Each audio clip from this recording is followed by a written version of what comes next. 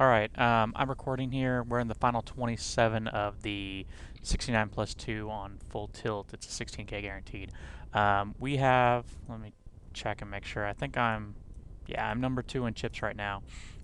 We actually just lost with King 9 versus Aces on the bubble, so to Q1620 here. So, I've been at this table for a little while. We just had a few new players sit here. Um, right now everyone's been playing pretty tight against me. I've got a massive stack compared to everyone else. Most of the table has been pretty passive so far. Um, Reginald 19 here has been fairly aggressive, but very selectively aggressive. With the exception of that, they've all been super passive, but we've been near the bubble, and that's where I've been most of the time. So we've got a raise here to essentially 1800. It's a 3x under the gun plus 1 raise.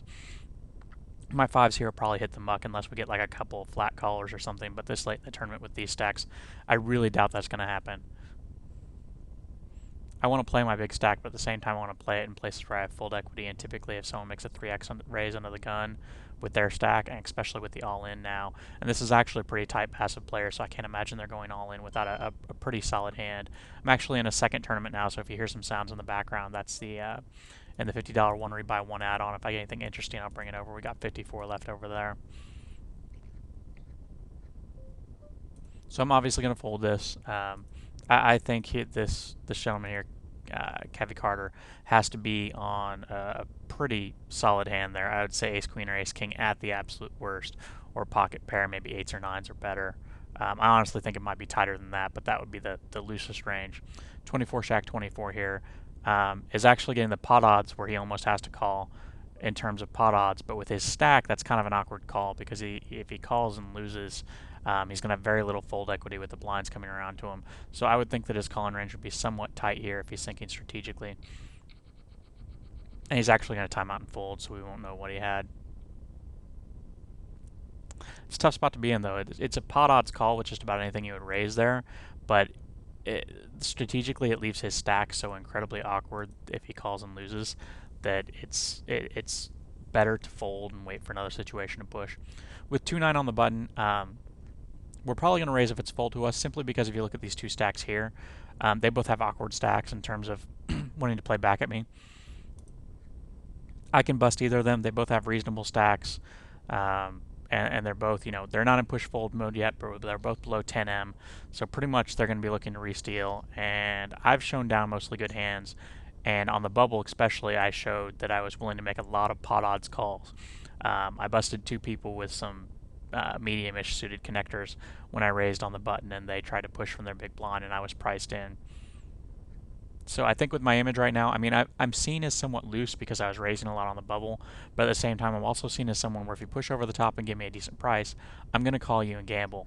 So, while people probably think I'm raising somewhat light, I don't think they're going to push back at me with nothing because I've shown that I'll call with my marginal hands if I feel the price is right.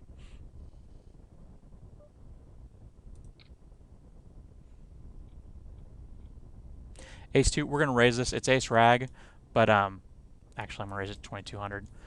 Again, we've got these stacks all lined up here, and actually the next hand will be pretty much in the same position. But the way the stacks are lined up, I can raise a lot of hands. And see, when I get re-raised like this, I'm going to fold, although he's giving me an absurd price. He's not deep enough, and if I hit my ace, I'm going to go broke, so I'm going to posture for a few minutes and then fold.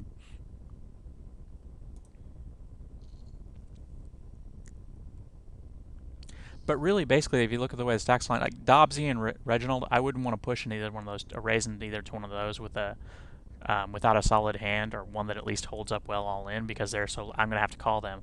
The rest of these guys, these guys are starting to get short enough. I do, but I don't have to call them, so I can try and take some pots away.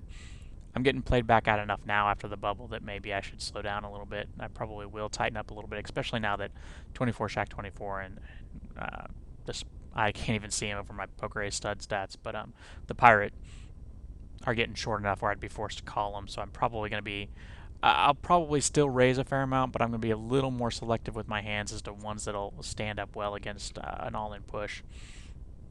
I probably wouldn't raise my ace deuce again if I had to go through either one of these two. Because if they push over the top, they're doing it a lot of times with a bigger ace or a pair, and then I end up putting a lot of chips in the middle with a hand that's likely dominated.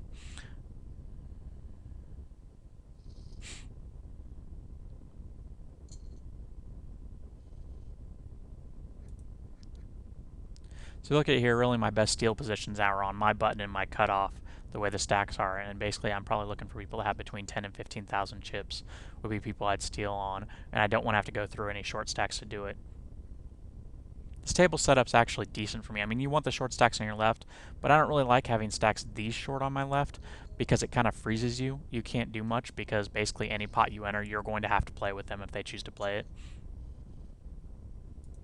Which I don't mind gambling at all, but at the same time, if they're like in the 6,000 to 8,000 range, it makes it really tough to be opening a whole lot of pots.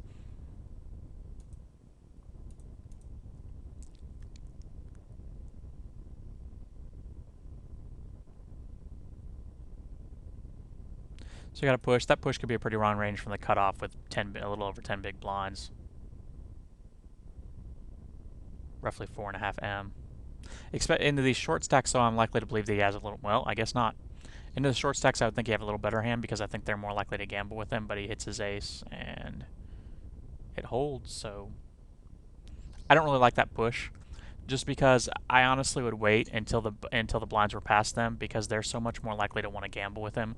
And ace 3 really doesn't hold up that well with called. I mean, nobody's going to call you with a worse 3 in their hand. So really you're looking at like a 60-40 situation at best. And I think you get called a lot there with them being that short.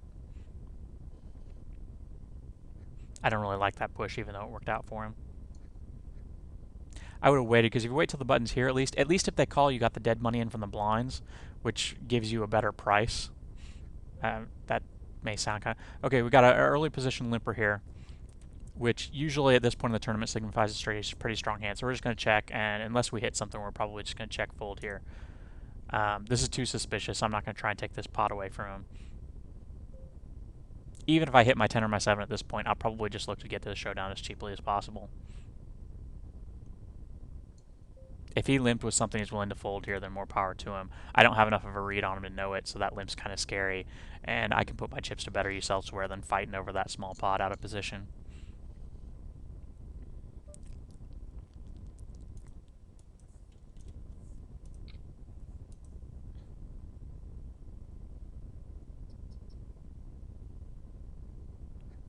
Middle position raiser, 8-9, we're not going to get involved. This guy's pretty tight as well. So we're just going to fold.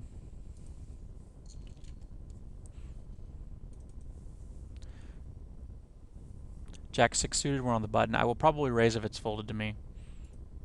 ND Rudy now with a bigger stack than before. He's still not going to tangle me with the stack I have, but he might be more likely to take some flops with me. So I'll have to be careful to choose hand selection that I'm not going to go broke with. I might have raised with ace deuce if it was folded to me, just because, as we talked about, and actually now I can steal from a lot of different spots. I just want to be first in the pot and see how it goes down. 3,600 was kind of a weird raise. I don't know if that's a pot size raise at this point or not. It probably is. Okay, King 8 I might have raised if it was folded to me, but since it's not, I'm going to go ahead and fold. The way the stacks are lined up, I really can steal in a lot of these positions because everybody has enough chips that they can wait and pick spots. But nobody's folding it to me. The table's pretty active, so I'm going to sit back and wait for spots I can pick and either get a hand, or when I can open a pot, I'll go ahead and open it.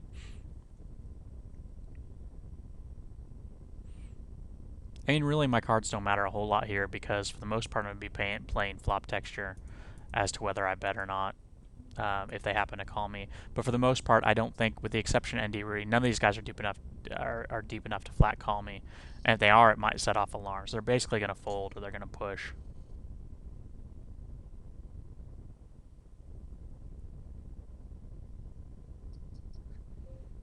The push from under the gun with just not even 5 big blinds. This could be a huge wager hands. Although she's been so incredibly tight that it might not be as big as I thought. This has to be a real hand, but it doesn't have to be a real great hand. I'd say Ace Jack be the worst hand. King Queen from both of them. King Queen is apparently the nuts. Actually, I kind of like that push there, and I like it because the range here is so wide and you can isolate and there's dead money in the pot. I shouldn't say like it, but I don't think it's bad.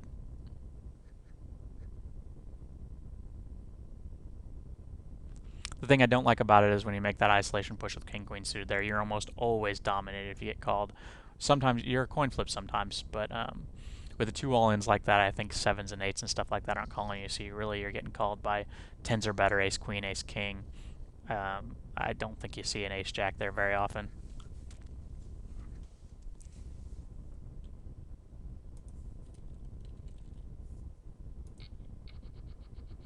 Checking out where I'm at in the Stars tournament, I'm 23 of 45 over there. Oh, sorry about that. I had another tournament screen from someone else that I was watching up. And sorry, I got this in the way. I'll move it over. 27 places paying that, so we still got a lot of ways for the bubble on there.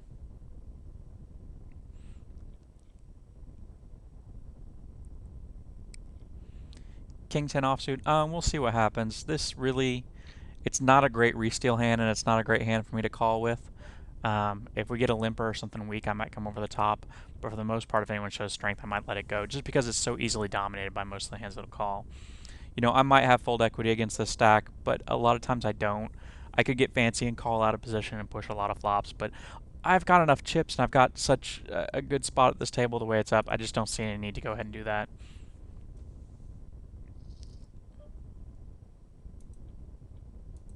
If he had more chips, maybe with that few chips, he's not entering the pot very often to fold. And if he is, I mean, more power to him. I'm not going to go for the fold there. He pushed, tight player calls, looking at nines and ace queen, classic race. Flops a nine, so yeah, hands over. We got rid of the short stack. Blinds have gone up. Blinds going up changes things a little bit for us. We actually would prefer the lower blinds for a little while, just because now we're going to get into some situations where with 2,500 almost in the pot when we raise here, we're going to be committed against some of these smaller stacks. So we're actually going to have to tighten up our range a little bit right now.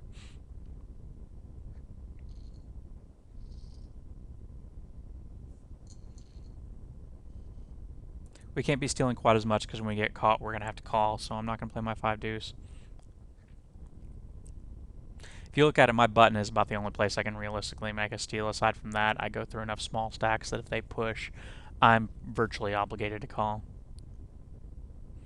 That doesn't mean I'm not going to raise with anything but really strong hands, but it means I'm going to pick hands that play all right all in against a re-stealer's range or a re-pusher's range.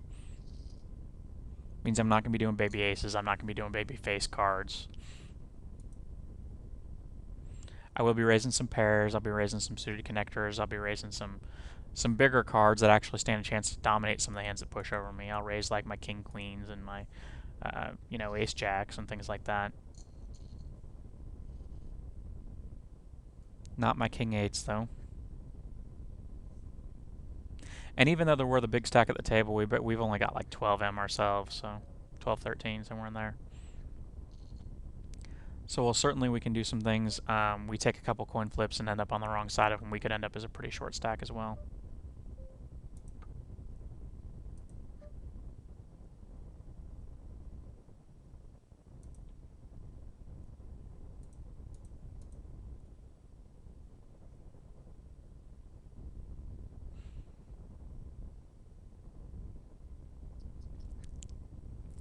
Push over the razor. I hope he has a real hand, and I know for a fact that he's going to watch this video. So, because I don't think he's going to get called a lot of times here. K can fold, but I don't think it's going to happen too often. Yep, we got 2 ace kings. Most likely a chop pot. Oh, now K. Okay, they're both splitting.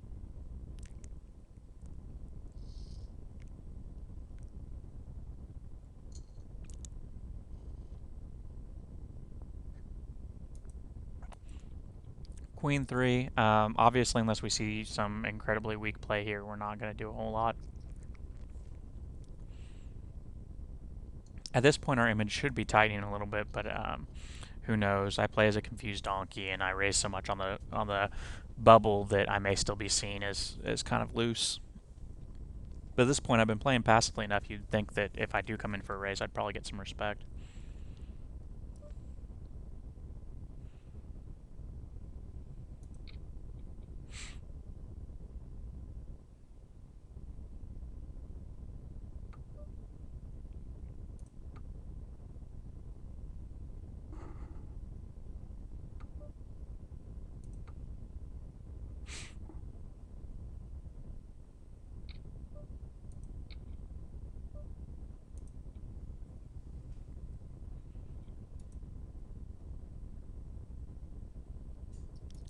10 deuce offsuit. I'm not going to play it. That's a pot size raise, so it doesn't necessarily mean anything stronger than that, but 10 deuce, I'm obviously not going to play that. No longer the chip leader at the table. Rudy is now.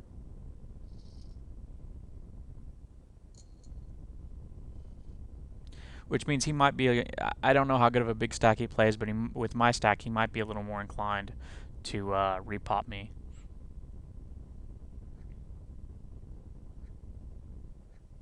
I'm not going to mess around with 4 deuce, though. I'm playing really tight right now. Usually it's not my strategy here, but we've got so many medium and smaller stacks, and then when I am in the couple of positions that I can steal, that we've had a lot of activity at the table. So I'm just kind of buying some time. I'm in the top 6 or 7 for the tournament right now. We got about 21 left. So 27 paid, so we're still in the first payout level.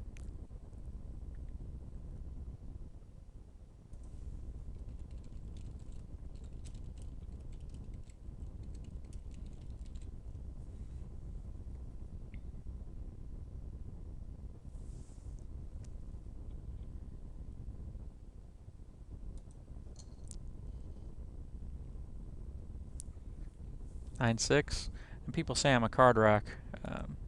Haven't had anything come up. Gets a walk. I'm sure 24 Shack 24 is really good about that.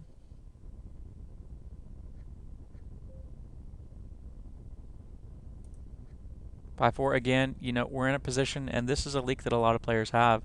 They can't recognize when players are so short that they're going to end up in situations where they're going to raise and they're going to have to call. I mean, I'm not going to be playing super tight, but I've got to have something that plays decent against, you know, if I end up in an all-in situation, I have to have a hand that plays decent in it.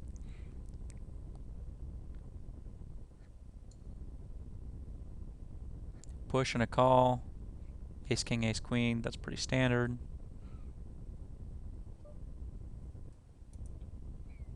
And ace king wins, and now we've got a super short stack to our left.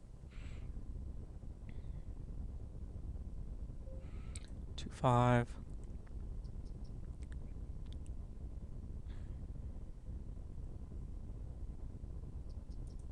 Short stack pusher could be anything. Isolation raise is actually probably pretty wide too. And we've got ace king ace 8. Flops an 8. And ace 8 sucks out. Doesn't have much choice there. His blinds are going to eat him alive. They're still going to eat him alive soon, but 10-8. We'll see what happens here. Yeah, I just can't call a push. I mean, basically, in this structure right here, with everyone being so short, the benefit of having chips is the fact that I have time to pick and choose my spots.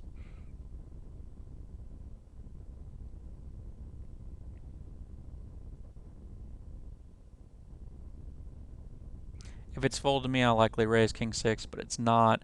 I can't push here. I can't raise here because when he calls, I'm going to be, you know, dominated for the most part. King 6 just doesn't play well against his all-in range. And while he might fold sometimes, yeah, when he called, I would have been suit dominated and been in bad shape, and I would have gotten called probably. So now we have 18 left. Table's consolidated. Jack 3, we're going to fold. I mean, I'm sure you guys wanted me to record a video of me folding all the time, because that's essentially what you've seen, but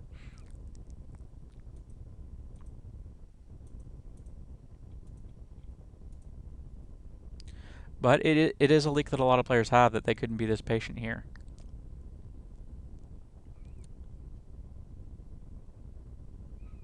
You know, what a lot of good players do is they feel they need to steal, so they steal. They don't recognize the stack situations. They get pushed on, and they look at the pot odds, and all of a sudden they're calling all-ins with, you know, 9-5 offsuit because they're getting such incredible pot odds. And you get rid of incredible chunks of chips that way. It's an easy way to lose a lot of chips fast. With the new players at the table, we've got the guy who's the chip leader here, which is a fine spot for him to be as far as we're concerned. Now we've got a couple of larger stacks to our left too, though. But with the exception of the shorter stacks over here, we've got enough that we can play a little poker. We're not quite as well. Actually, we're going to be constrained a lot as long as 24 Shack 24 is here. But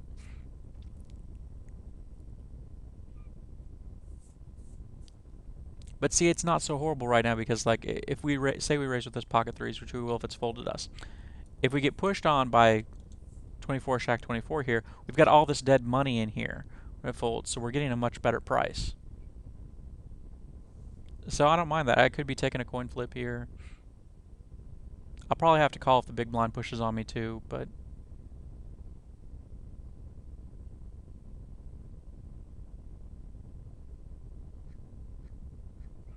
and winning the blind's just fine too. I will not complain about that. We would have had to fold if some of the if one of the bigger stacks moved over the top, but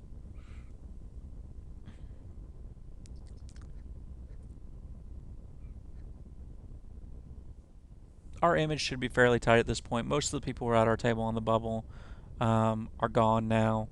We've had some newer players moved in. They may or may not have any opinion of me, but I should have a much better image now than I did when I first started recording, between players changing the table and the fact that I've been behaving pretty tight.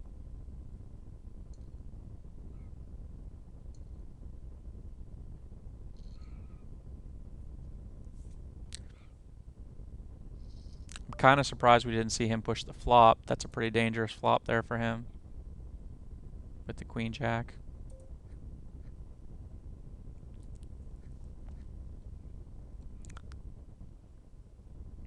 Got a new level coming up. That doesn't change things at this table too terribly much, because the blind increase there doesn't really put anyone in a weird situation.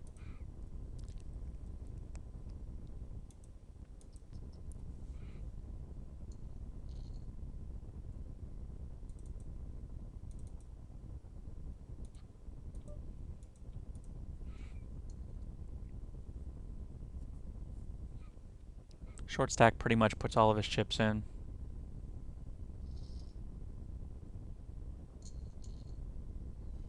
People like that bet pot button. Now the pot's 3,000, so we have less than 10M. That doesn't necessarily mean a whole lot at this point. I mean, the average stack is 23,000, so even the chip leader barely has 20M. And really right now with our stack and the way things lined up, one of our most powerful weapons is going to be the re-steal. The way things lined up, we're not going to get a whole lot of good stealing opportunities, so we're going to have to look for spots to re-steal, or we're going to have to pick up hands. And unfortunately, with the stack and the blinds and the way the table's lined up, that's just how it has to be. I mean, we can kind of steal here and on the next one, but we haven't been getting many opportunities, and that's not necessarily a horrible thing. Those two guys have big stacks. I don't know if they know how to play them or not, but they could easily, turn the screws back on us. We'd rather them have similar stacks to a similar stack to ours, so that they felt more pressure from our raise. I mean, it sucks for K-Ice over here if he shoves and I call and I win, but he's still got more than enough chips to play. It's a little bit different for ND Rudy over here. And in fact, I might raise my button for that very reason if it's folded to me. But it's not folded to me. Jabba's been opening a fair amount of hands. I'll probably, if I'm in late position and he raises, I might be looking for a spot where I can come over the top of him, but I'm not going to do it with 5-4 offsuit. I'm going to do it with something that'll play a little bit better if he'll call.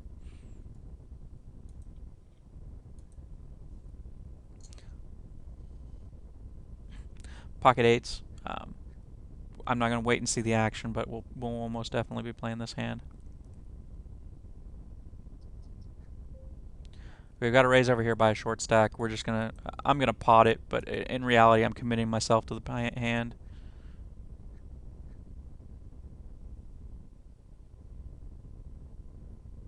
GS Warriors looks frustrated and folds, and we take down the pot, which I'd really rather do than have to show down. There's a decent chance I was in a coin flip situation there. In fact, if he had a pair, he might have called.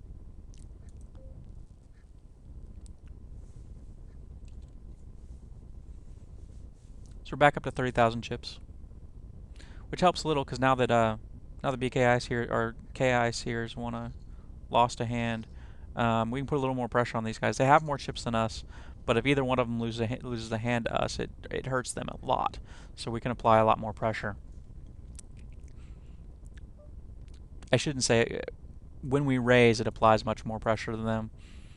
It's not necessarily that we're doing anything special, but with the way our stack is, if they're thinking players, they'll realize that they don't want to re-raise us quite as liberally as they might have before, because we can hurt them a lot more if we have a real hand.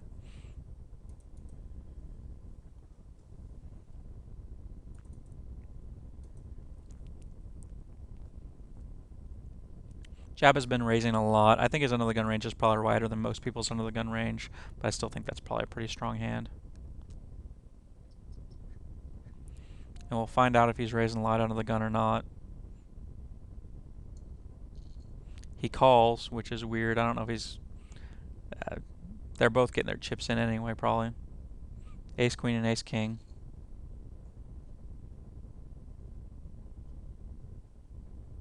And Ace King high holds. We lose Jabba, who we were actually going to hope to repop at some point, but Queen's in the big blind. Very good spot for us to have queens. I certainly don't see myself getting away from this hand ever. It's just a matter of how my money's going to go in. Since a big stack raised me from under the gun, and it's a fairly tight player, I'm going to go ahead and come over the top of him. I'm actually going to do kind of a donk over push to make him think I have ace-king. Maybe I get some more action from 10s and 9s than I might have before. If he's got aces, he's not going away. I'm going to say nice hand and hope I suck out. Yeah, it's a cooler. Not much we can do about that. We're certainly not getting off queens there. Sucks to bust 14th, but that's what happens. I'm going to go ahead and drag the Poker Stars tournament over here, and we can watch that for a little while as we're getting kind of deep in that.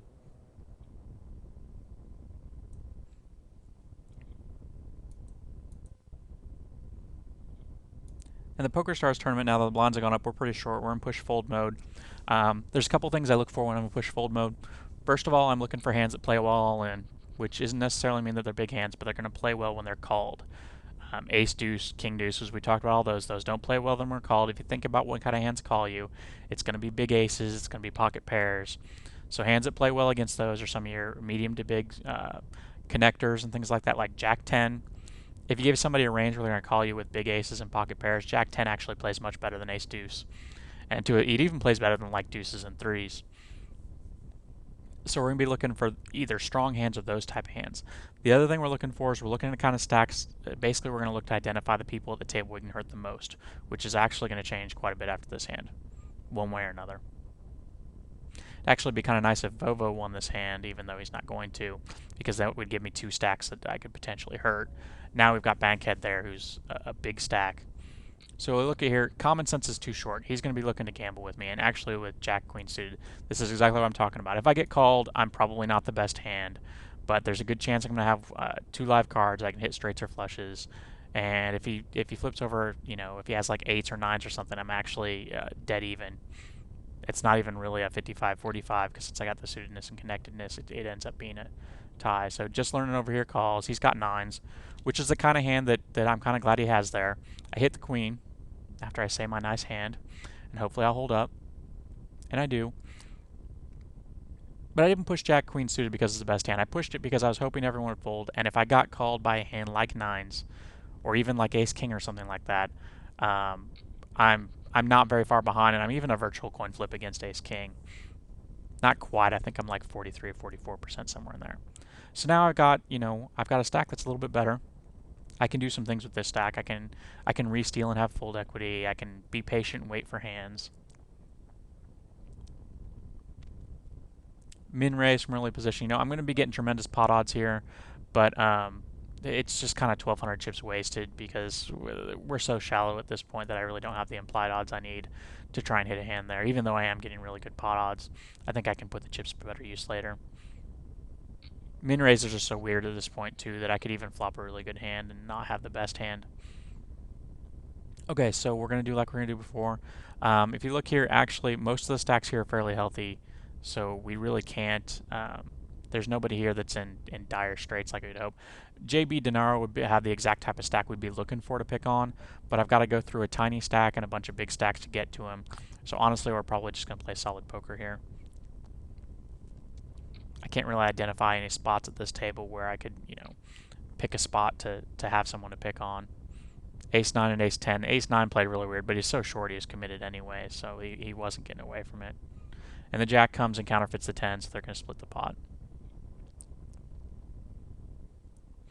Which I actually kind of like to see common sense out of here, because it presents a situation for me where anytime I raise and common sense wants to get involved with the pot, I have to see a showdown.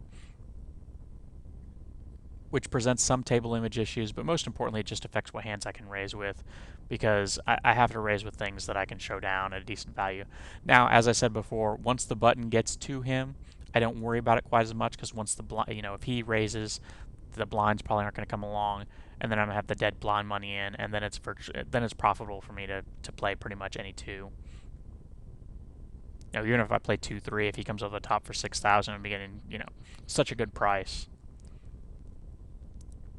King Jack here. I'll open the pot, but I don't think I'm going to call a raise. I don't have any reads at this table, really.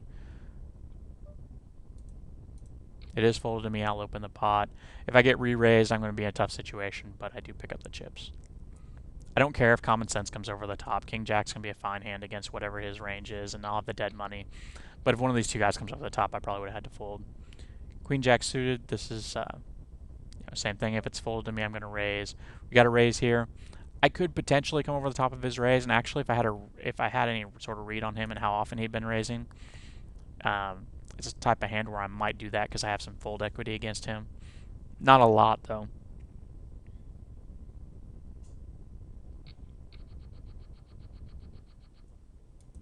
But if I knew he came in light a lot, that'd be the kind of hand I'd come over the top with. Same reason as before. If I get called, I'm probably behind, but I'm not in a horrible situation.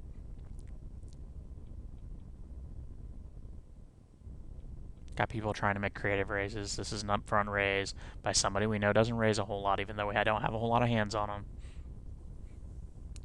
So it's probably a fairly strong hand.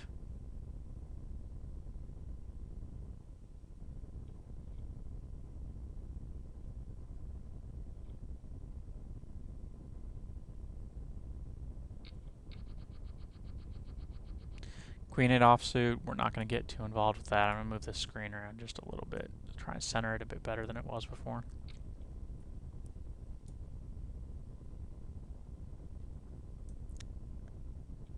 There, I don't think it matters. I'm probably just being anal, but hopefully it fits the recording area of the screen a little bit better. We've got a raise from middle position. Bankhead here is pretty active. Pretty active player. Pretty aggressive player, too. It's not exactly the type of person I want on my left, especially with a lot of chips, which is going to freeze me a little bit. We didn't talk about that yet, but I'm going to... Bankhead knows who I am, and based on the way that I've seen Bankhead play against me in the past, I don't think he's going to come over the top of me light too often, but he's certainly the type of aggressive player that would be willing to come over the top of me. He's not going to be afraid to do it.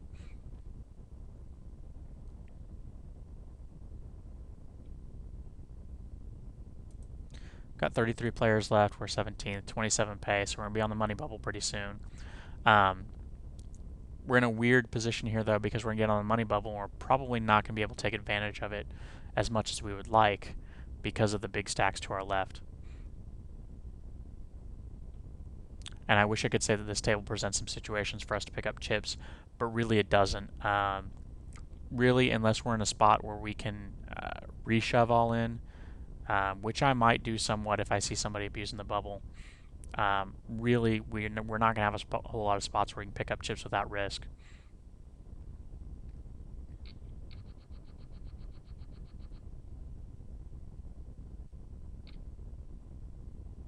Now it's folded around to us here. This is going to be close. His range is really probably, if he's a thinking player, although if he's a thinking player, I think he would have gotten his chips in long before this. Luckily, someone else calls and bails us out. But if it had been folded around to us, it would have been a pretty close decision. We wouldn't quite be getting 2-1, but it's a super wide range here, and the price would be just about right to go ahead and call. But with the flat call there from the on the gun 1+1 player, it's a super easy fold for us now.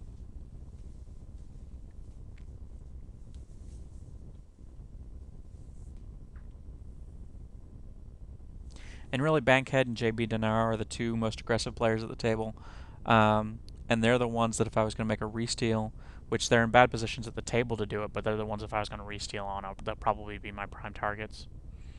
They're also the two that I think are most likely to try and take advantage of the bubble. Sixes hold. We lost the short stack on our left, which I don't know if that matters a whole lot.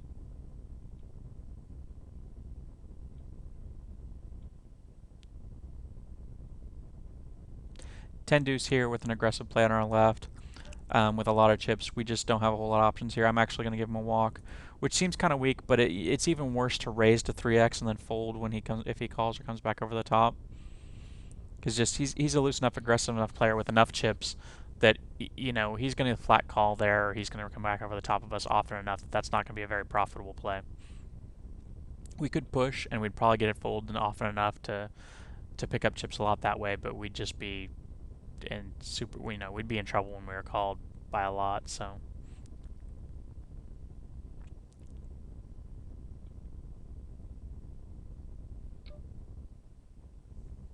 we're gonna have to fold here. Had it been folded to me, I'm not sure what I would have done. I have an awkward stack to try and raise either of these two guys because I'm so vulnerable to a re-raise or a call here.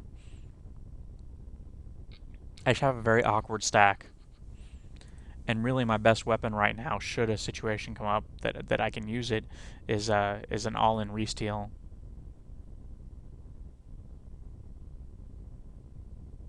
Problem is I don't really have any good re-steal targets right now. So I'm probably going to be patient, pick my spots, hope I pick up a hand or two, and if I don't, the blinds go up in 5 minutes, and when they go up, I'll be pretty close to I won't be in push fold mode, but I'll be pretty close. And I'll just wait and pick my spots then.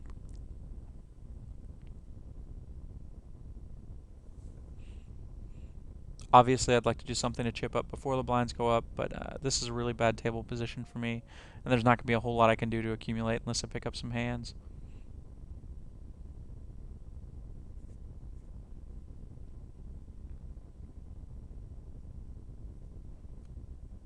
Raise from a big stack in an early position and a flat call out of the blinds. The flat call actually kind of makes me think that he might be pretty strong. I could be wrong. He could just be a bad player, but I wouldn't flat call there unless I was pretty strong. Check raise. I don't think Lex Luthor's weak either, though, because he's been fairly tight when entering the pot for a raise, especially from early position. But he does fold, maybe ace queen or ace jack or something like that. Could even be something like eights or sevens that they don't want to go all the way with. I would have checked behind with a lot of hands there if I was Lex Luthor, just because you're so vulnerable to the check raise there. And when you raise from early position, someone with that short of a stack flat calls in the big blind, you're getting check raised a lot. So when you check behind on the turn, you got an opportunity, or check behind on the flop, you can see what they do on the turn, and then you got an opportunity to kind of reevaluate the situation there. And then if they check to you on the turn, you can bet a lot of times. And if they bet on the turn, sometimes you can go ahead and take it away from them that way. If you had something like sevens or eights, I probably would have aimed to try and see a cheap showdown there. Ace 9, I'm not going to be aggressive from this spot, although actually I might be. I'm actually going to represent a bigger hand than I have. I'm going to make a raise to 3,200, which is slightly less than 3x. It makes it look like I won action. These two stacks are short enough that they're not going to want to play with me unless they have a real hand. Unless they're worse players than I think they are. So Ace 9 suited really isn't a very strong hand there, but it's the one spot where I can represent some strength. And I'm not going, I am going through the big stacks, but I'm in early enough position that they're going to respect my raise, and these two guys in the blinds aren't going to want to play back at me with their stacks. So I was raising there more because of the situation than because of my hand. And the nice thing is that from that position I can get away with a smaller than usual raise because it looks stronger. So I'm actually risking less chips to pick things up.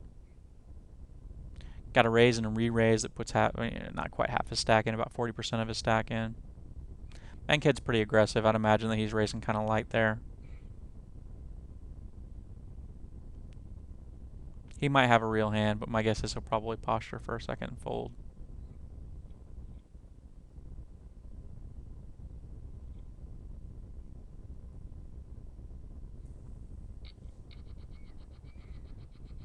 Ace 4, we're not going to play that.